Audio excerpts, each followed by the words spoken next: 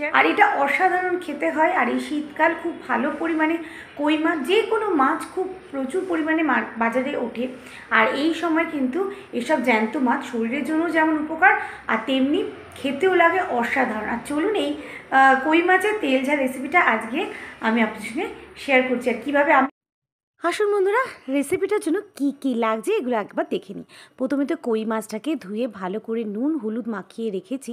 আর নিয়ে নিয়েছি কিছুটা জিরে ধনে আর মৌরি বাটা, এদিকে আছে কাঁচা লঙ্কা বাটা, এতে হয়েছে পেঁয়াজ বাটা, তার সঙ্গে দুটো টমেটো বাটা, পেঁয়াজ কুচি, কাঁচা লঙ্কা ফোড়নের জন্য, আর একটুখানি রেগুলার মশলা, গুঁড়ো লঙ্কা আর হলুদ। লঙ্কা যেহেতু কাঁচা লঙ্কা দিচ্ছি, গুঁড়ো লঙ্কাটা কিন্তু কম নেব। আর নিয়ে নিচ্ছি সর্ষের তেল। আর এই সর্ষের তেল কিন্তু রান্নার আলাদা মাত্রা এনে দেয়। যে কোনো মাছ কিন্তু সর্ষের তেলে রান্না করলে সব থেকে ভালো হয়, যেহেতু এর একটা ঝাঁঝ আছে। আর খুব মোটার জন্য তেলটা যেহেতু মোটা হয় অন্যান্য তেলের থেকে, তো খুব সুন্দর কালার আসে। সেক্ষেত্রে সর্ষের তেলটা মাস্ট। কড়াইয়ে তেল বসিয়ে দিয়েছি। সর্ষের তেল গরম হয়ে গেলে গরম তেলের মধ্যে দিয়ে দেবো অল্প নুন। যে কোনো টাটকা মাছ বা মাছ ভাজার ক্ষেত্রে যদি গরম তেলের মধ্যে কিছুটা পরিমাণ নুন দিয়ে দেন, সেক্ষেত্রে কিন্তু মাছ কোনো রকমভাবে কিন্তু কড়াই বা প্যানে ধরে যাওয়ার সম্ভাবনা থাকে না। খুব সুন্দর মাছগুলো কিন্তু উঠে আসে। আর এই সব ছোট্ট ছোট্ট টিপসগুলো যদি ফলো করেন তাহলে কিন্তু রান্নাবান্না খুব ইজি হয়ে যায়, আর খুব মজার সঙ্গে তো রান্নাটাও করা যায়। তাহলে চলুন মাছগুলোকে ভেজে নিই। যেহেতু টাটকা মাছ মাথায় রাখতে হবে, সেক্ষেত্রে কিন্তু খুব কড়া করে মাছ ভাজা যাবে না। মাছ কিন্তু খুব কড়া করে ভাজলে কোনো সময় আমার মনে হয় খুব ভালো লাগে না। যেহেতু উপরটা থাকবে crispy, ভেতরটা নরম, মানে হালকা মিডিয়াম ভাজায় মাছে কিন্তু যেরকম রেসিপি করুন না কেন সেটাতে চলবে। তাহলে চলুন মাছগুলো ভাজা হোক, ততক্ষণ রেসিপিটা রেডি করবো। মাছগুলোকে কিন্তু খুব বেশিক্ষণ ভাজা যাবে না, হালকা করে কিন্তু মাছগুলোকে আমি ভাজবো। অতিরিক্ত ভাজার কোনো দরকার নেই। আস্তে আস্তে কি কথা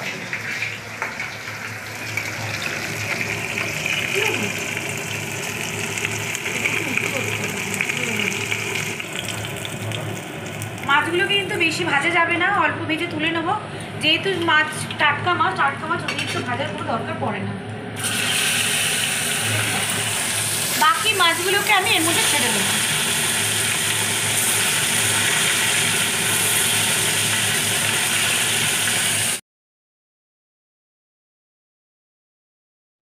মাছগুলো কিন্তু ভাজা হয়ে গেছে, দেখে নিয়েছেন কি সুন্দর মাছগুলো ভেজেছি, হালকা লাল লাল হয়ে গেছে। আর খুব সুন্দর এইভাবে কিন্তু মাছগুলো ভাজতে হবে। এবারে কিন্তু মাছগুলো ভাজা হয়ে গেছে, দেখুন মাছগুলো কি সুন্দর রেখে দিয়ে অতিরিক্ত ভাজিনি, মাছগুলো কিন্তু নরম আছে, ওপর থেকে ক্রিস্পি দেবো। আর এই তেলের মধ্যে এবারে এই তেলের মধ্যে মশলাটা আমি কষিয়ে নেবো। চলুন দিয়ে দেবো একটা জিরে, কিছুটা পরিমাণ জিরে দিয়ে দিলাম এই তেলের মধ্যে, শুকনো লঙ্কা, আর দিয়ে দেবো একটা তেজপাতা। দিয়ে একটুখানি ভাজা ভাজা হয়ে এলে এর মধ্যে দিয়ে দেবো কুচনো পেঁয়াজগুলো। আমার কিন্তু ফোড়নটা ভাজা হয়ে গেছে। আর পেঁয়াজগুলো দেখুন, পেঁয়াজ যত সুন্দর কুচাবেন তত সুন্দর কিন্তু ফ্রাই হয়, এটাই নিয়ম। তো দিয়ে দিলাম পেঁয়াজগুলোকে, এবার নাড়াচাড়া করবো, হালকা লাল করবো। আর তেল ঝালে কিন্তু পেঁয়াজটা দেওয়া মাছ, এটাতে কিন্তু তেল ঝালটার টেস্টটা আরও ভালো লাগে। আর পেঁয়াজগুলোকে কিন্তু আমি লাল করে ভেজে নেবো। যতক্ষণ না লাল করে ভাজা হচ্ছে ততক্ষণ আমি কড়াই খুন্তিটা কিন্তু নাড়াবো না, তা না হলে কিন্তু পেঁয়াজটা একদিকে ধরে যেতে পারে।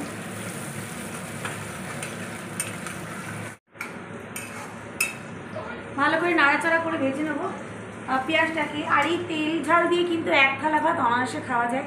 শীতের দুপুর রোদ্দুরের মধ্যে বসে গরম ভাত আর কই মাছের তেল ঝাল, এই দুটো কম্বিনেশন অসাধারণ। অবশ্যই বন্ধুরা ঘরে ট্রাই করবেন, আশা করছি আপনাদের খুব ভালো লাগবে আর এক থালা ভাত নিমেষে উঠে যাবে।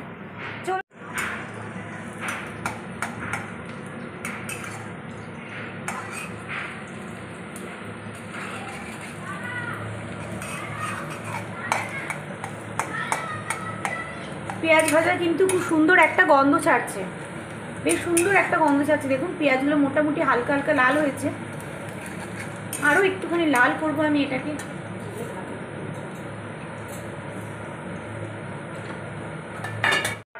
পেঁয়াজ বাটাটাকে আমি এর মধ্যে দিয়ে দেবো,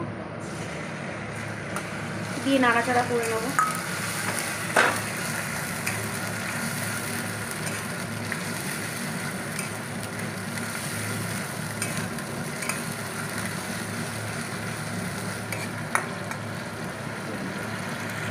হালকা ভাজা হয়ে গেলে এর মধ্যে জিরে, ধনে, মৌরি বাটা আছে সেটাকেও কিন্তু এর মধ্যে দিয়ে, আদা, জিরে, মৌরি বাটা আছে সেটাই কিন্তু আমি এর মধ্যে দিয়ে দেবো। আর অল্প একটু ধনেও আছে এর মধ্যে, সেই বাটাটাকে এর মধ্যে দিয়ে ভালো করে মিশিয়ে নেব।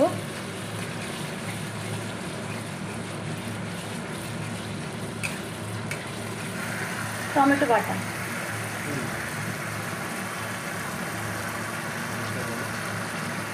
টমেটো পিউরিটাকে এর মধ্যে দিয়ে দিলাম, দিয়ে আবার এটাকে কষাবো। যেই টমেটো পিউরি দিলাম ওখান দিয়ে দেবো কিছুটা পরিমাণ নুন, কারণ টমেটো দেওয়ার সঙ্গে সঙ্গে কিন্তু নুন দেওয়াটা খুবই দরকারি। তো টমেটো দেওয়ার সঙ্গে সঙ্গে দিয়ে দেবো নুন, তাড়াতাড়ি করে কিন্তু টমেটোটাকে মিশিয়ে দেবো। আর খুব বেশি নুন দেবো না, যেহেতু তেলে আমি নুন দিয়েছিলাম অল্প পরিমাণে, তো নুনটা একটুখানি কিন্তু স্বাদ মতোই দেবে। আবার এটাকে নাড়াচাড়া করবো। পেঁয়াজটা কিন্তু, টমেটো আর পেঁয়াজের কাঁচা গন্ধটা পুরোপুরি যাওয়া পর্যন্ত এটাকে আমি নাড়াচাড়া করে দিলাম। মশলাটা কষলে কিন্তু খুব সুন্দর একটা গন্ধ আসবে, তো মশলাটা কষতে থাকি। আর মাঝে মাঝে কিন্তু আমি মশলাটা একটুখানি চাপা দিয়ে দিয়ে কষাবো। তেল ছাড়া পর্যন্ত আমাকে কিন্তু মশলাটা কষাতে হবে। যেহেতু কই মাছের তেল ঝাল, সেহেতু কিন্তু তেলটা কিন্তু ভালো করে বেশ বেরোবে, তারপরেই কিন্তু আমি মশলাটা কমপ্লিট হবে। তাহলে চলুন দেখে নিই। দেখুন আস্তে আস্তে তেল ছাড়তে শুরু হয়ে গেছে, কিন্তু এটা এখন অনেকটা কষাতে হবে, পুরো মশলা কিন্তু শুকিয়ে যাবে। এই যে মশলাটা পুরো শুকিয়ে যাবে, এখন এতে জল আছে। লঙ্কাগুলো চিড়ে নিচ্ছি আমি, কিন্তু এটা কিন্তু সাজানোর জন্য ব্যবহার করব। লেজটাকে দিয়ে ধরবি, কিন্তু মাথাটা ধরবি না আগে। লঙ্কা যেহেতু বাটা দেবো, খুব বেশি পরিমাণ দেবো না। এবারে লঙ্কা বাটাটাকে কিন্তু আমি এর মধ্যে দিয়ে দেবো। দেখুন মশলাটার ঝোল অনেকটা কষে গেছে, ঠিক আছে। লঙ্কা বাটাটাকে আমি এর মধ্যে দিয়ে দেবো। চাপা অল্প হলুদ গুঁড়ো দিলাম, হাফ চামচ হলুদ গুঁড়ো, হাফ চামচ লঙ্কা গুঁড়ো, যেহেতু লঙ্কা বাটা দিয়েছি খুব বেশি লঙ্কা গুঁড়ো আমি দিলাম না। আর দিয়ে দিলাম অল্প একটুখানি চিনি। চিনিটা কিন্তু স্বাদটা ব্যালেন্স করে, খুব টেস্ট আসে। যেমন যে কোনো মিষ্টি জিনিসে আমরা কিন্তু নুন ব্যবহার করি যাতে করে চিনির টেস্টটা আরও ভালো আসে, ঠিক সেমনি যে কোনো ঝাল বা কষা জিনিসে কিন্তু আমরা চিনি ব্যবহার করি, সেটাও খুব অল্প পরিমাণে, যাতে ওর যে ঝাল টেস্টটা বা নুনটা টেস্টটা ব্যালেন্স করে। এই ব্যালেন্সের জন্য কিন্তু অল্প পরিমাণে চিনিটা দিলে টেস্টটা করে। চলুন রেসিপিতে আসি আবার। মশলাটা কিন্তু কষিয়ে আস্তে আস্তে তেল ছাড়তে শুরু হয়ে গেছে, তেল ছাড়তে শুরু হয়ে গেছে মশলা দিয়ে।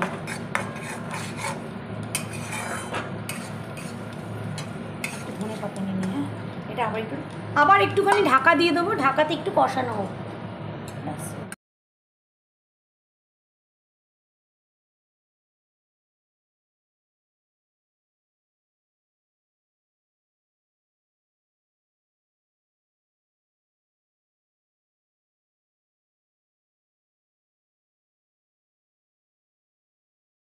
আগে কিন্তু আমরা প্রায় দিন কিন্তু এই কই মাছ বা তেলাপিয়া মাছ, নর্মালি কলই মাছ, এগুলো কিন্তু প্রচুর খাওয়া দাওয়া হতো আমাদের ঘরে। নর্মালি মনে আছে পোনা মাছটা খুব একটা আসতো না ছোটোবেলায়। তারপরে কোথাও যে যেতাম দিদার বাড়ি, ঠাম্মার বাড়ি, দেশের দিকে, তখন আমরা খুব ঘুরে বেড়াতাম, মায়েরা নিয়ে যেত। তো সেখানেও দেখতাম জ্যান্ত মাছের নানান রকম পদ, বিশেষ করে ঝোল আইটেমটা কিন্তু আমরা সব জায়গা থেকে খুব বেশি পরিমাণে খেতাম। আর বলতে নেই, তখন যেন অসাধারণ টেস্ট লাগতো।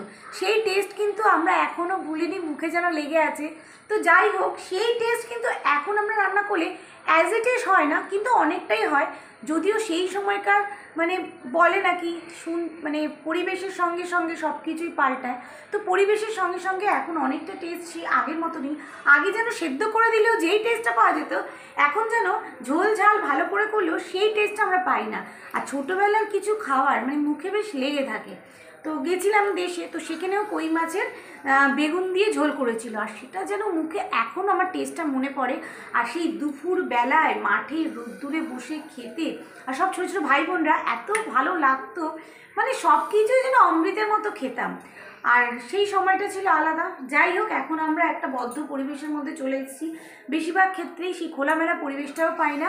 আর আমাদের বাচ্চারাও তো সেই পরিবেশ পাই না, যে কোথাও যাওয়া, নিজেদের মতো করে দিদিমা ঠাকুমাদের ভালোবাসা সেইভাবে বসিয়ে সেই একটা দেশীয় পরিবেশে খাওয়া দাওয়া খোলামেলা, সেটা কিন্তু পায় না। ভালোবাসাটা হয়তো আছে, কিন্তু সেই আমরা যেটা পেয়েছি সেই জিনিসটা কিন্তু ওরা পায় না।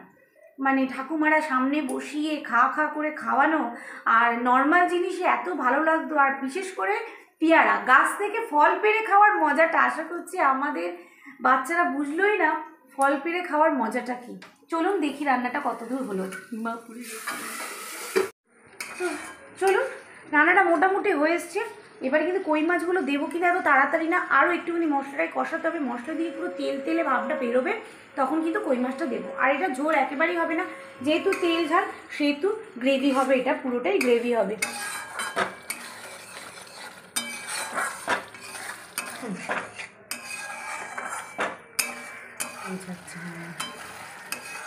কটাই দেবে তবে মশলাটার কালার দেখে বুঝতেই পারছেন মশলাটা হয়ে এসছে। যত মশলাটা হয়ে আসবে তত তেল ছাড়বে, ডার্ক মানে কালারটা ডার্ক হতে থাকবে।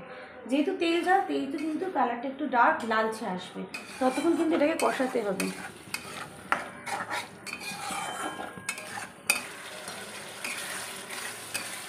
বেশিক্ষণ দিয়ে না, একটু কষা। জল দেবো, অল্প একটুখানি জল দেবো এতে আমি। অবশ্যই গরম জল, ফোটানো গরম জল দেবো। এখন দেবো না, একটু পরে দেবো, কষে নি।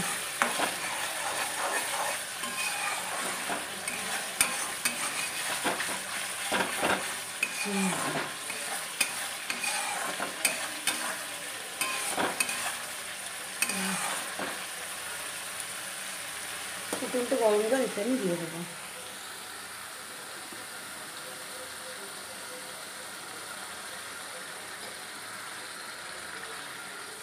বেশি দেবো না, অল্প একটুখানি দেবো, যেহেতু তেল ঝাল এতে কিন্তু জল নামমাত্র জল।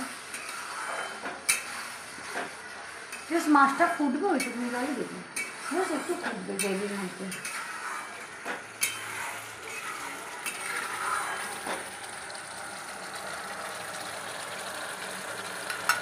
ভাত নিয়ে ঠান্ডা হয়ে খেতে ভালো লাগে না। এইভাবে কাটছি, এটা না কাটছো?